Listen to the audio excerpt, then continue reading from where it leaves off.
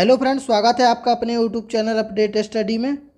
पिछली वीडियो में हमने संघीय विधायिका को देखा और आज का जो हमारा वीडियो है वो संसद के अतिरिक्त तथ्य जैसे कि विपक्षी नेता, विधेयक एवं कुछ प्रस्ताव से संबंधित वस्तुनिष्ठ प्रश्न हैं, इन्हें हम देखेंगे। आज का पहला प्रश्न है, संसद के किस सभा में विपक्ष का नेता होता है? ऑप्शन देखेंगे, राज्यसभा, लोकसभा, उपर्युक्त दोनों, इनमें से कोई नहीं। तो जिसका सही आंसर है वो होगा उपर्युक्त दोनों में। राज्यसभा में विपक्ष का नेता होता है और लोकसभा में भी विपक्ष का नेता होता है। बढ़ते हैं आगे। अगला क्वेश्चन है, राज्यसभा में विपक्ष के नेता के पास कम से कम कितने सदस्य होना आवश्यक है? ऑप्शन देखेंगे, 24 सदस्य, 25 सदस्य, 54 सदस्य, 55 सदस्य।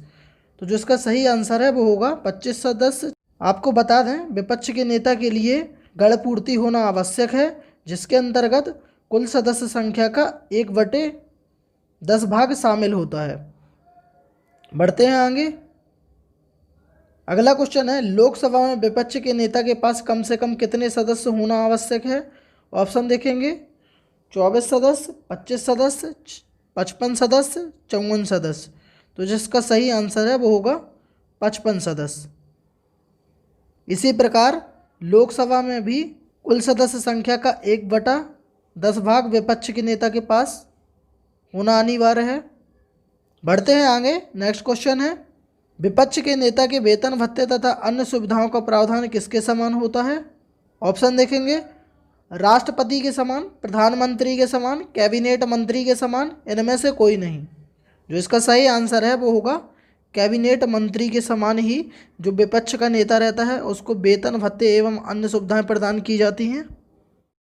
अगला क्वेश्चन है, विपक्ष के नेता की सहमति आवश्यक है? ऑप्शन देखेंगे, केवल लोकपाल की नियुक्ति में, केवल केंद्रीय सतर्कता आयोग की नियुक्ति में, मानवाधिकार आयोग की नियुक्ति में, उपरोक्त सभी में।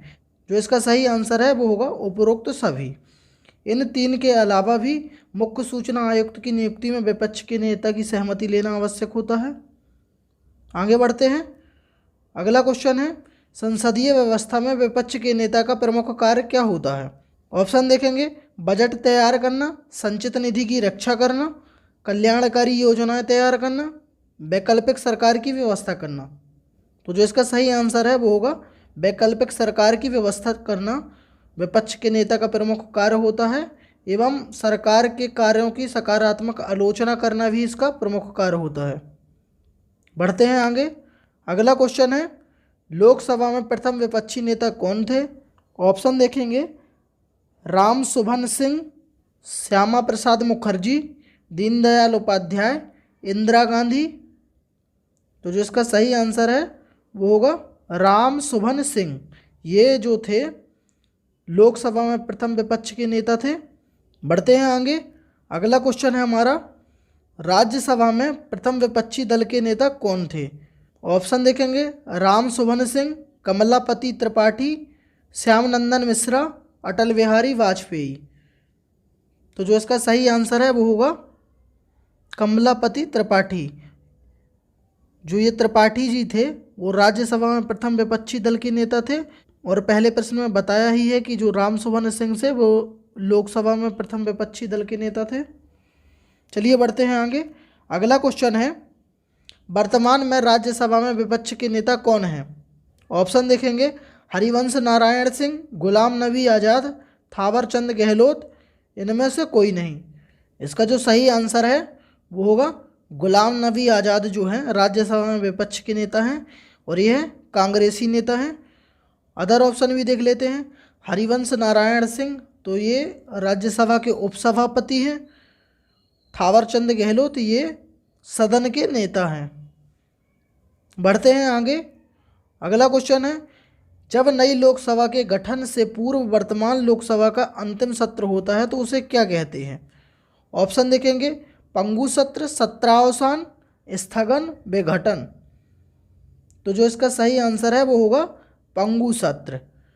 मतलब इसका ये होता है कि जैसे लोकसभा का जब गठन होता है तो जो उसकी वर्तमान लोकसभा होगी उसका जो अंतिम सत्र या अंतरिम जो बैठक होगी वो क्या कहलाएगी? पंगु सत्र, या इसे लैमडक सत्र भी बोलते हैं।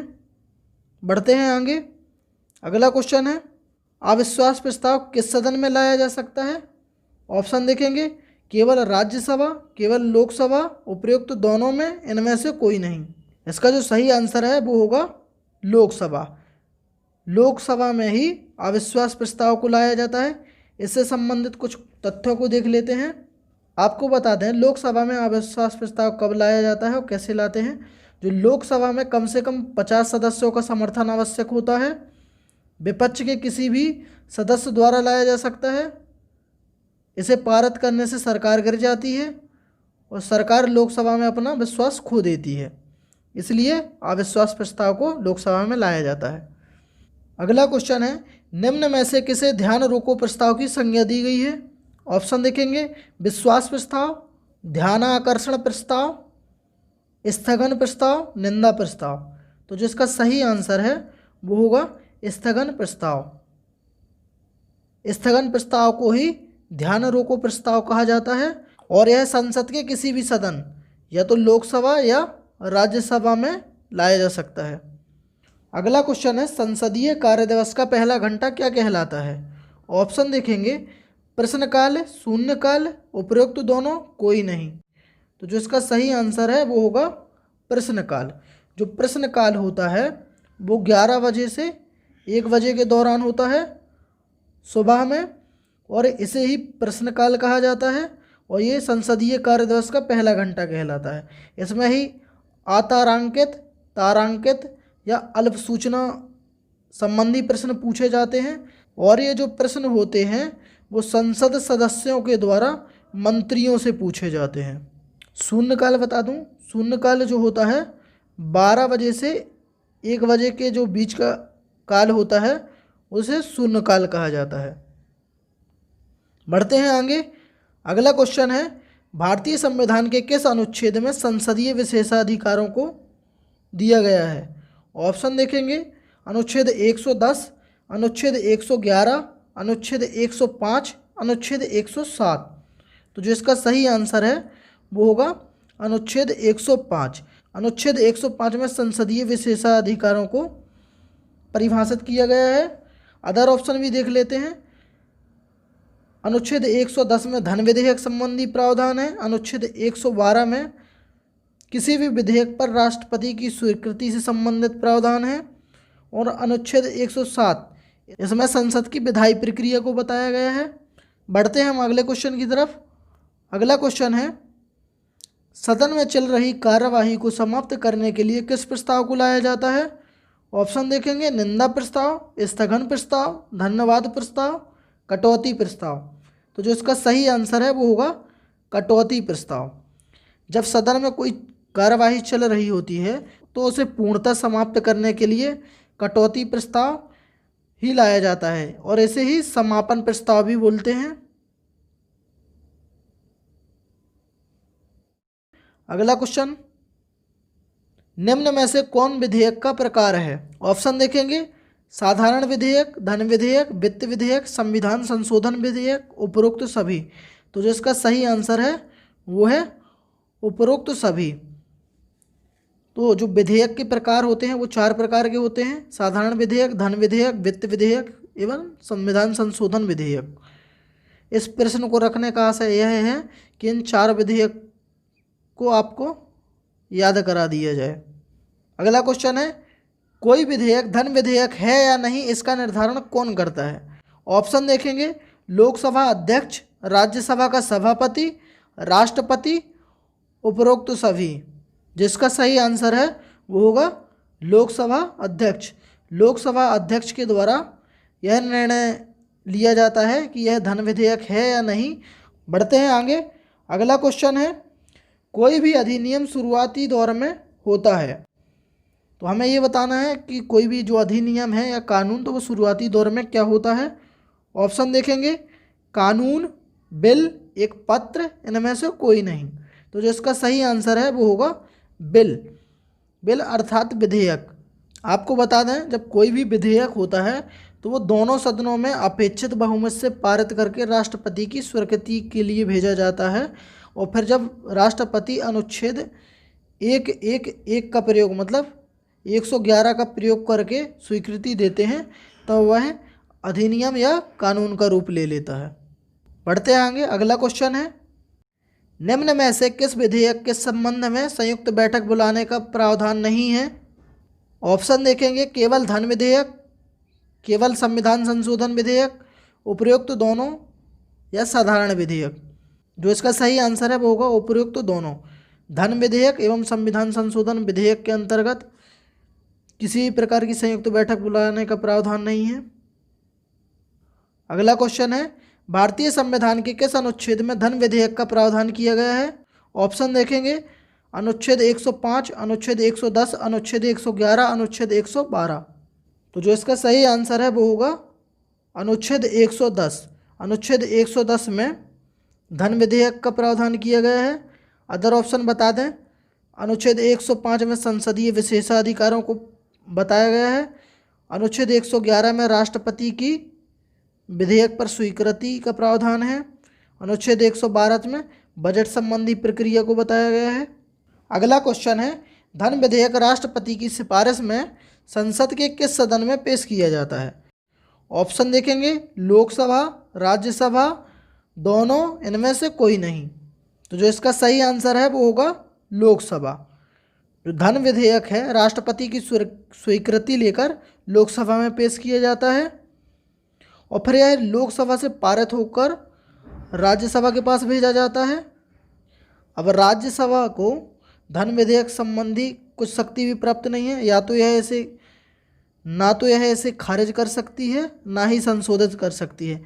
केवल 14 दिनों के लिए इसे रोक सकती है। 14 दिनों बाद धन विधेयक को लोकसभा यह मानती है कि राज्यसभा में यह पारित हो चुका है। अगला क्वेश्चन है, प्रत्येक धन विधेयक वित्त विधेयक होता है? ऑप्शन देखेंगे, हाँ, नहीं, हो भी सकता है, कभी नहीं हो सकता है। तो जिसका सही आंसर है वो होगा हाँ। जो भी धन विधेयक होते हैं या जो भी विधेयक होते हैं वो वित्त विधेयक तो हो सकते हैं, हाँ, परंतु ऐसा पॉसिबल नहीं है कि प्रत्येक वित्त विधेयक धन विधेयक हो। बढ़ते हैं आगे। अगला क्वेश्चन है, संविधान संशोधन विधेयक पेश किया जाता है? ऑप्शन देखेंगे, केवल लोकसभा में, केवल राज्यसभा में, राष्ट्रपति के द्वारा, संसद के किसी भी सदन द्वारा। इसका जो सही आंसर है वो होगा संसद के किसी भी सदन में। जो संविधान संशोधन विधेयक है संसद के किसी भी सदन में पेश किया जा सकता है। अगला क्वेश्चन है, भारतीय संविधान के किस अनुच्छेद में संसद में बजट संबंधी प्रक्रिया का प्रावधान किया गया है? ऑप्शन देखेंगे, अनुच्छेद 110, अनुच्छेद 111, अनुच्छेद 112, इनमें से कोई नहीं। तो जो इसका सही आंसर है वो होगा अनुच्छेद 112। इसमें संसद में बजट संबंधी प्रावधान बताए गए हैं। अदर ऑप्शन बता दें, अनुच्छेद 110 में धन विधेयक संबंधी प्रावधान है और अनुच्छेद 111 में विधेयक संबंधी राष्ट्रपति की स्वीकृति का प्रावधान है। अगला क्वेश्चन है, संवैधानिक पदों पर आसीन व्यक्तियों के वेतन भत्ते किस निधि द्वारा दिए जाते हैं? ऑप्शन देखेंगे, भारत की संचित निधि से, भारत की आकस्मिक निधि से, या दोनों से, या उपरोक्त में से कोई नहीं। जो इसका सही आंसर है वो होगा भारत की संचित निधि। भारत की संचित निधि से संवैधानिक पदों पर आसीन जैसे राष्ट्रपति, उपराष्ट्रपति, सुप्रीम कोर्ट का मुख्य न्यायाधीश, हाई कोर्ट का मुख्य न्यायाधीश एवं सीएजी इत्यादि संवैधानिक पदों से संबंधित सभी व्यक्तियों को वेतन भत्ते भारत की संचित निधि से ही दिए जाते हैं। कल के वीडियो में हम राज्य की विधायिका से संबंधित सभी प्रश्नों को देखेंगे। फिर मिलते हैं नेक्स्ट वीडियो में। आप सभी का धन्यवाद।